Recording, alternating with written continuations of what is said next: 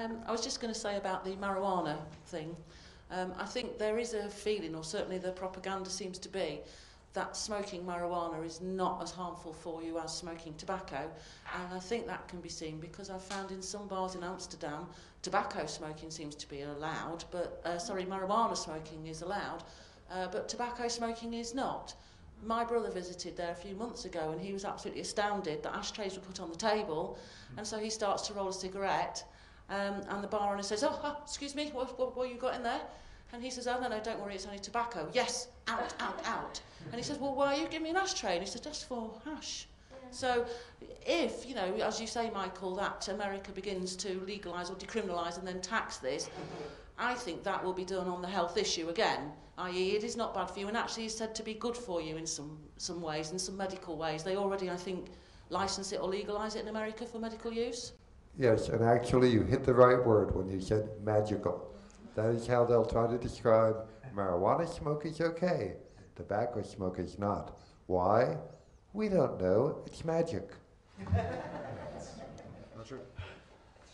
Yeah, on marijuana, in addition to the obvious futility and impracticality of the current prohibition, what's driving the change in public opinion and the reason that in another decade or so a majority of Americans will be in favor of at least decriminalization, if not outright legalization of marijuana, is demographics.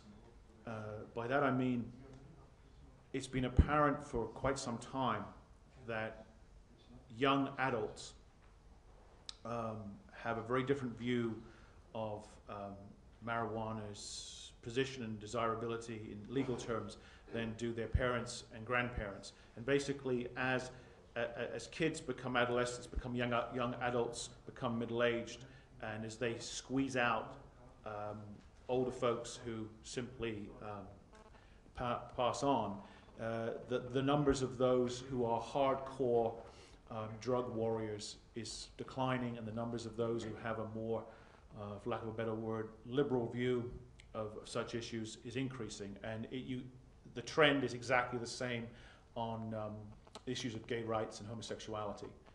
It skews, just perfectly with age more than anything else. But I think here's an opportunity on all of these issues for the people behind this conference, and that is that the government and the public health establishment has set out and seeks to replace, as I might say, the parent in the house with the national parent, which is the state. One thing we have always known that has always been true and will always be true, and that is that children and adolescents will do everything they can to disobey their parents. We can only hope, and there is some evidence from some of these particular policies that prove to be counterproductive, that younger people, kids, adolescents,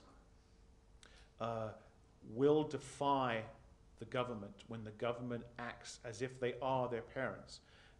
So perhaps the government and the public health establishment is sowing the seeds of its own destruction long term by continuing to hector to people and continuing to evangelize about how one should and shouldn't live one's life.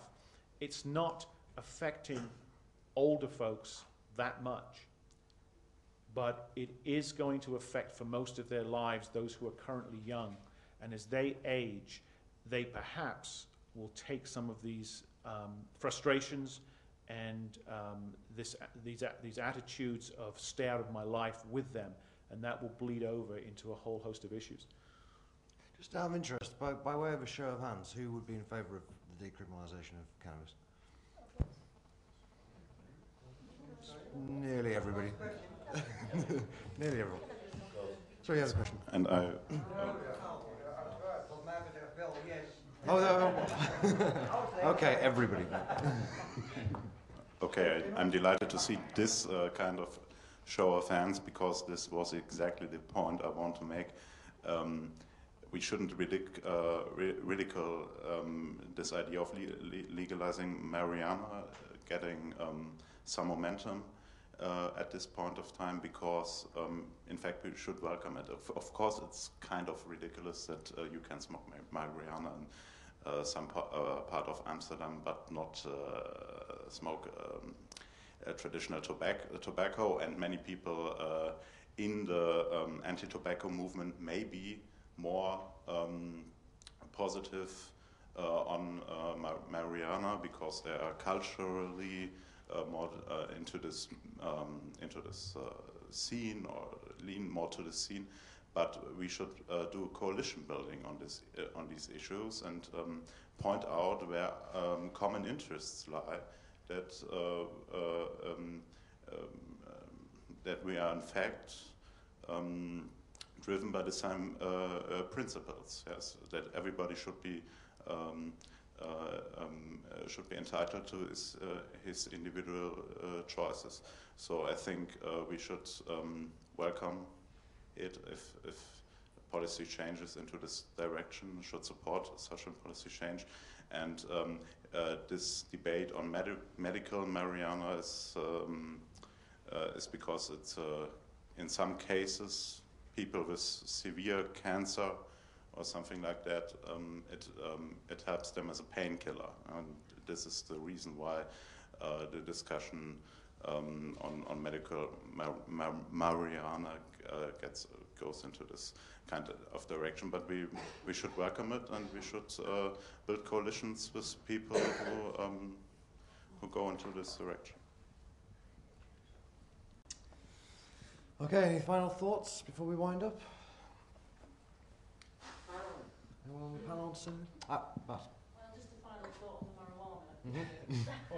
Some 20 years ago, as a younger person and having lived with the split with some friends, we were saying basically that in years to come we were going to be martyrs. You know, in 20 years from now, from then, we would be martyrs because this would all be legalised and decriminalised, and people would be saying, "Oh, you smoked it 20 years ago, and you know, and it's so normal." We never thought for 1 minute that we would have to fight for our life as just ordinary tobacco smokers, which we were in the main, I have to say.